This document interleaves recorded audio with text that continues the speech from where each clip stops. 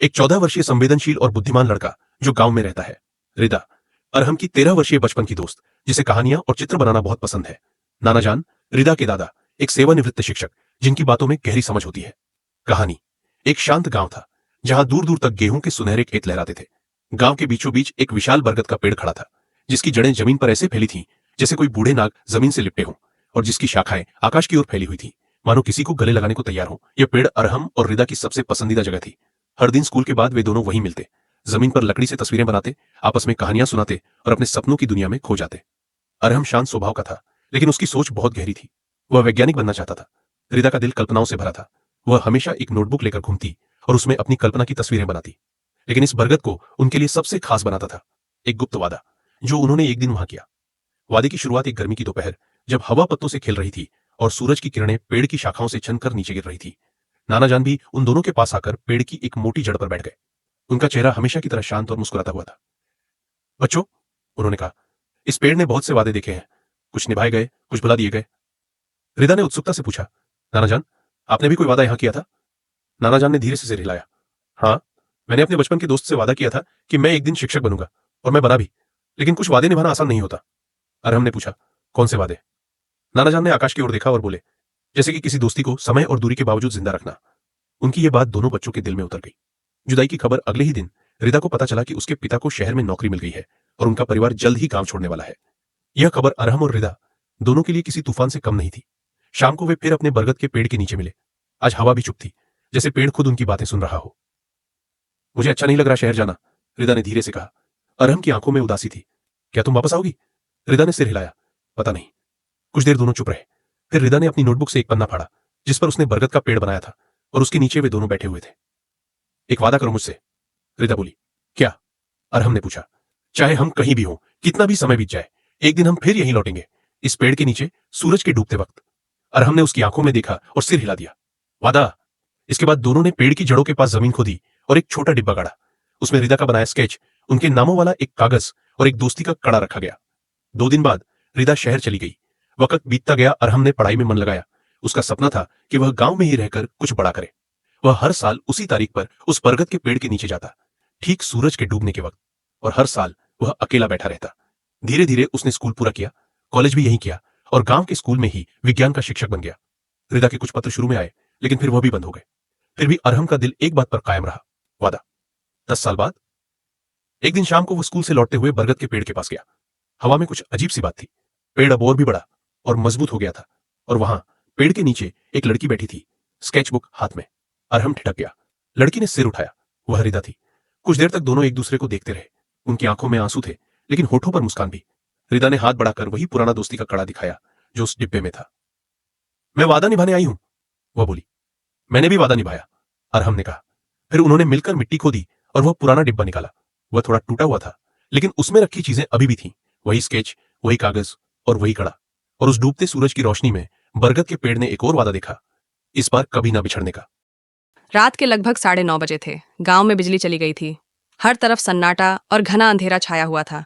आसमान में बादल घिरे थे, चांद भी छुपा हुआ था।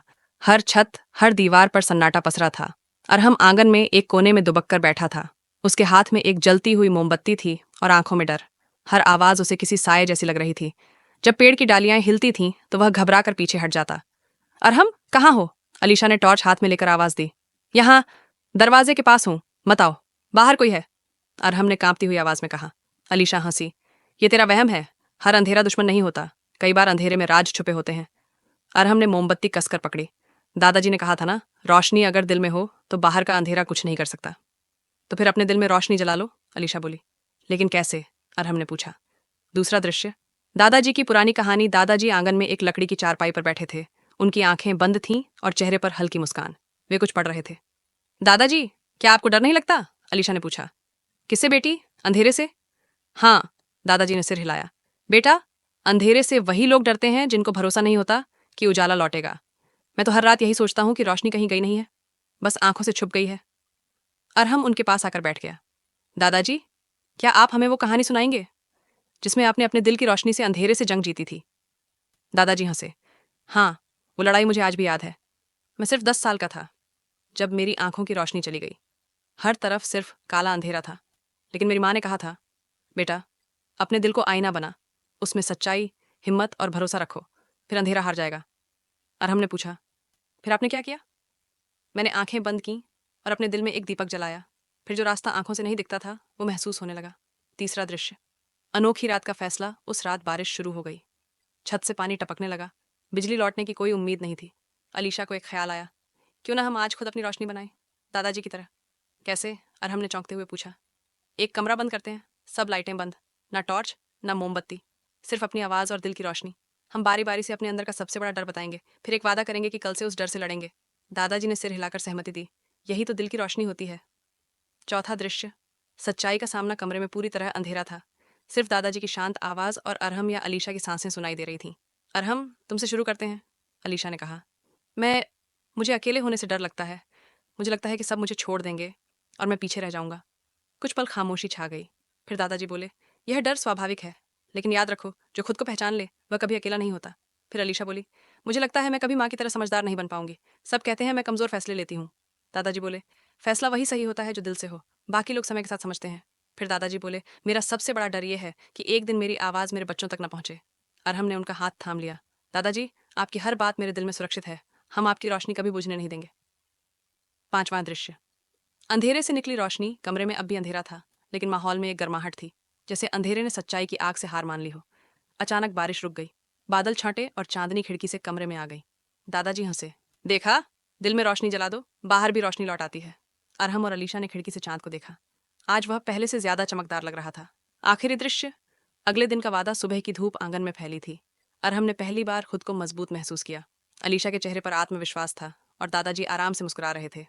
کل رات ہم نے جو کیا وہ کوئی کھیل نہیں تھا، وہ ہماری جیت تھی، علیشا بولی۔ اب ہر سال ہم ایک ایسی رات بتائیں گے، بنا بجلی بنا موم بتی، صرف دل کی روشنی کے ساتھ، ارہم نے وعدہ کیا۔ شہر کی ایک پرانی گلی میں سمیر اپنے کمرے کی کھڑکی سے جھانک رہا تھا۔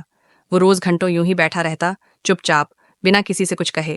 اس کے ہاتھ میں ہمیشہ ایک چھوٹی ڈائری ہوتی، جس میں وہ ٹیڑھے میڑھے نقشے، شہروں کی روپ ریکھا اور رہسیمئی دروازے بناتا تھا۔ روحی کئی بار اسے چڑھاتی، تو نا نقشے نہیں، سپنوں کا شہر بناتا ہے۔ سمیر صرف مسکراتا تھا، بولتا کچھ نہیں۔ ایک دن روحی نے ڈائری لے کر پڑھی، ایک شہر جہاں ہر دیوار تاش کے پتوں سے بنی ہے، ہر چھت سپنوں کی کتابوں سے، اور ہر راستہ بچوں کے آنسوؤں اور ہنسی سے۔ ایک ایسا شہر جو صرف سونے والوں کو دکھتا ہے، لیکن جاگنے والے اسے چھو نہیں سکتے۔ روحی ہکی بکی رہ گئی۔ سمیر، یہ کیا ہے؟ سمیر نے دھیرے سے کہا، میں نے دیکھا ہے اس شہر کو۔ دوسرا درشیہ، عرفان چاچا کی دکان۔ گلی کے موڑ پر ایک چھوٹی سی دکان تھی، عرفان اسٹیشنری۔ وہاں سمیر روز آتا کچھ نہ کچھ خریدنے، لیکن اصل میں وہ وہاں آتا تھا عرفان چاچا سے بات کرنے۔ عرفان چاچا کو بچوں کی کلپناؤں میں گہری دلچسپی تھی۔ ایک بار سمیر نے انہیں تاش کے شہر کے بارے میں بتایا۔ عرفان چاچا بولے، بیٹا جو سپنوں میں دکھے وہ غائب نہیں ہوتا، بس چھپا ہوتا ہے۔ وہ شہر اگر تو نے دیکھا ہے تو اسے کوئی دروازہ ضرور جوڑتا ہے اس دنیا سے۔ سمیر نے ڈرتے ہوئے کہا، لیکن جب میں اس شہر کی طرف بڑھتا ہوں کوئی ڈراؤنی آواز آتی ہے، جیسے کوئی کہتا ہے، مت آؤ، جو ایک بار آیا لوٹ نہیں پایا۔ عرفان چاچا مسکرائے، ارے پگلے، ڈر وہی آتا ہے جہاں کوئی سچائی چھپی ہوتی ہے، اس کا مطلب تو صحیح راستے پر ہے۔ تیسرا درشیہ، روحی کی چنوتی۔ روحی نے طے کیا، اب تو میں بھی اس سپنوں کے شہر کو دیکھوں گی۔ سمیر بولا، وہ نیند میں آتا ہے، لیکن کچھ راتوں کو دروازہ کھلتا ہے، اور اگر ہم جاگتے ہوئے وہاں گئے تو شاید لوٹنا مشکل ہو۔ روحی کی آنکھوں میں چمک تھی، کیا مزہ ہے ایسی دنیا میں جو صرف دیکھی جا سکے، جی نہیں جا سکے۔ سمیر نے چپ چاپ اپنی ڈائری کا آخری پنہ کھولا، اس پر ایک تاریخ لکھی تھی، 27 اگست، دروازہ کھلے گا۔ چوتھا درشیہ، 27 اگست کی رات 12:15 پر سمیر، روحی اور عرفان چاچا ایک پرانے بند پڑے تھیٹر کے سامنے کھڑے تھے۔ سمیر نے بتایا کہ اس نے سپنے میں اسی تھیٹر کا دروازہ دیکھا تھا جو تاش کے شہر کی اور کھلتا ہے۔ ہوا ٹھنڈی تھی لیکن بے چینی سے بھری، روحی کی ہتھیلیاں پسینے سے گیلی تھیں۔ عرفان چاچا نے کہا، طے ہے، جو بھی ہو ہم تینوں ساتھ رہیں گے۔ دروازہ خود بخود چرمرا کر کھل گیا۔ اندر صرف اندھیرا تھا، لیکن جیسے ہی تینوں نے اندر قدم رکھا ایک نیلی روشنی پھیل گئی اور وہ اچانک ایک اونچائی سے نیچے گرنے لگے، گرتے گرتے ہوا میں تیرتے ہوئے۔ پانچواں درشیہ، تاش کا شہر۔ جب آنکھیں کھلیں وہ تینوں ایک عجیب شہر میں تھے۔ ہر گھر سچ میں تاش کے پتوں سے بنا تھا، جیسے دل، اینٹ، پان اور چڑیاں اب دیواریں بن گئی ہوں۔ سڑکوں پر غباروں سے بنی گاڑیاں تھیں اور ہوا میں تیرتے تھے رنگ برنگے پتنگے۔ لیکن سب سے عجیب بات، وہاں کوئی نہیں تھا، پورا شہر خاموش تھا۔ روحی نے کہا، یہ تو سپنوں سے بھی زیادہ عجیب ہے۔ سمیر بولا، یہاں کوئی رہتا تھا لیکن اب سب چلے گئے۔ عرفان چاچا بولے، کبھی کبھی ہماری کلپنائیں اتنی اکیلی ہو جاتی ہیں کہ وہ خود کو بھی بھول جاتی ہیں، تبھی شہر بھی چپ ہو جاتے ہیں۔ چھٹا درشیہ، کھوئی ہوئی آواز۔ وہ ایک گلی میں پہنچے جہاں ایک جھولا جھول رہا تھا خود بخود۔ پاس میں ایک دروازہ تھا جس پر لکھا تھا، یہاں وہ رہتے ہیں جو بول نہیں سکتے۔ سمیر کانپ گیا، یہ میرے لیے ہے. انہوں نے دروازہ کھولا.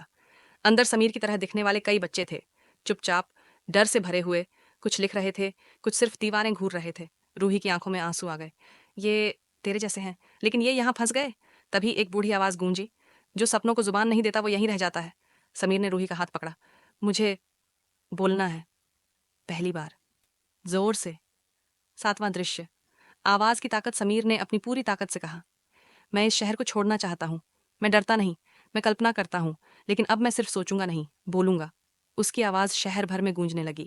دیواریں کانپنے لگیں، تاش کے گھر گرنے لگے، پتنگے اڑنے لگے. پھر اچانک سب غائب ہو گیا.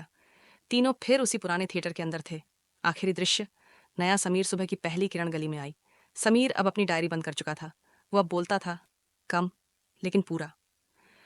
اس نے اسکول کی اسمبلی میں اپنی پہلی کویتا سنائی. روحی نے تالیاں بجائیں اور عرفان چاچا نے اسے گلے لگا لیا.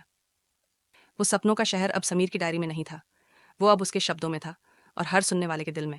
کیونکہ ہر بچہ کبھی نہ کبھی ایک تاش کے پتوں والے شہر میں رہتا ہے. فرق بس اتنا ہے کہ کوئی بول پاتا ہے، کوئی چپ رہتا ہے.